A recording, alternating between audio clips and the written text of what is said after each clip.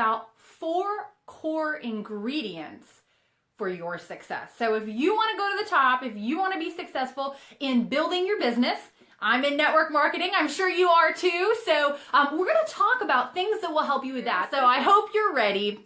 And you know, it's so interesting because right now I'm in a phase of learning, I'm in a phase of growing, and I always like to bring you things that I've learned, you know, not only from my personal experience, but, you know, from the great masters and teachers like John Maxwell and John Wooden and all the different leaders that are out there that we use as mentors in our lives, right? To get ahead and to go to the next level. Now, if you are out there and you're doing network marketing and you're pushing and you're striving and you're working so hard, but it's not quite coming fast enough, I've totally been there. You know what? Prior to getting started, we had lost everything. We lost our home to foreclosure. We lost our business. We lost our credit. And this was plan B to get us, you know, get us back on where we needed to go. So I've been there, and I'm going to share with you some things that I know will help you in your journey to success. So let's talk about this. 4 ingredients for your success. The first thing, if you really want to go to the top of your company and you're pushing and you're striving, the first thing you got to have, hands down, is you have to have a burning desire. You know, I've not seen anybody that's really ever achieved any great level of success in anything that didn't have a fire inside them. They didn't have a burning desire, you know, deep inside of their heart, their spirit, in their belly, right? That said they got to get out there and get after it. You know what? One of the great books that talks about this is Think and Grow Rich. I don't know if you've read it. If you haven't, it is a must read for anybody that want to make some dramatic change in their life. And one of the core elements that he talks about, Napoleon Hill talks about in his book, is, you know, having that burning desire. And sometimes people struggle with that. You know, they're like, you know, I want to get ahead, but I'm not quite sure. You know, life's okay. It's comfortable, but I want more. But, you know, how do I get that? And so what I would just encourage you to do is really think about the things that are important to you. You know, what keeps you up late at night? What excites you? What are you passionate about? What can you get pissed off about, right? I mean, what can really stir emotion in your heart? Maybe it's things inside of your family where, you know, maybe your kids, you know that you didn't have the easiest childhood growing up and you just want more for them. You want better. You want to be able to provide them with things that your family struggled for. Maybe it's that. Maybe it's, hey, you know what, we want to put them through college. Or, you know, hey, getting out of debt, getting that weight of knowing that you owe somebody else some money and having to have that constantly as a stress in your life. What is it that can fire you up? Maybe it's not even about you. Maybe it's about, you know, helping some other families that you know. Maybe it's about helping people get free or helping people get on a mission so that they feel better, they have more health, more zest for life. You know, if you look around in this country, health is an epidemic, right? I mean, we have issues in the way us as Americans eat, in the way we take care of our bodies. And so maybe that's something that's going to fire you up. I don't know what it is, but you have to have a burning desire if you want to succeed, because the winds of life are going to blow. And when they blow, you need something that's deep down inside you that's an anchor that holds you down, that no matter what comes your way, no matter what, you know, wants to throw you to and fro, sometimes there's drama that happens, right? Sometimes you get a curveball thrown your way, but no matter what happens, you have something deep inside of you that says, you know what? I'm doing this. Here is why, and I'm going to help a lot of other people along the way. So, you know, helping other people, that is a huge, huge one. So next one, core ingredient for you to be successful. You got to be coachable.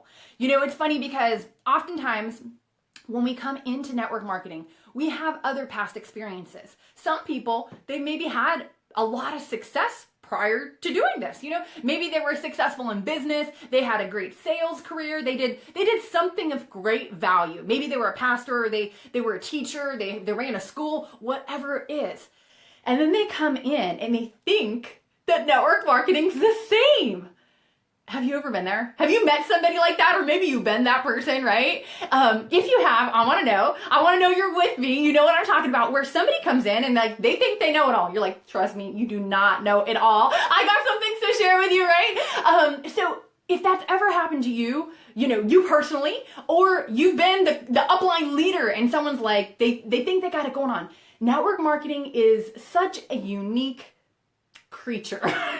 It's such a unique being that a lot of times our previous experiences in life, whether it be it in business or whether it be in church organizations or whatever, leading people, you can take a lot of the things and apply it, but a lot of it is also new. So learning to be coachable, so very important, right? A lot of times we get in the zone and we're going, and we never look up to say, what could I make this, how can I make this better, right? How can I improve this? How could I take this to a whole nother level? Sometimes when you're out there and you're doing the activities and you're making things happen, it's just a little tweak, a little bit here, a little bit there, a little bit here, a little bit there. The drama's in the details. Have you guys heard that before, right? Like, you can go out there and hack away at this, or you can craft what it is that you're doing as a fine art to get better results.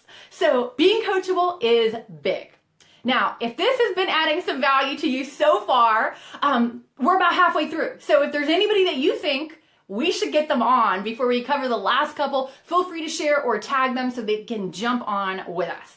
So number 3 of your core ingredients for success is personal development. Personal development is so very key. Stephen Covey talks about it in his book. He talks about sharpening the saw. That is his 7 habits of highly effective people. That is number 7. And what is that all about? Like, in case that's new to you and you're like, what is she talking about? Sharpening saws. We're here about network marketing. What is this?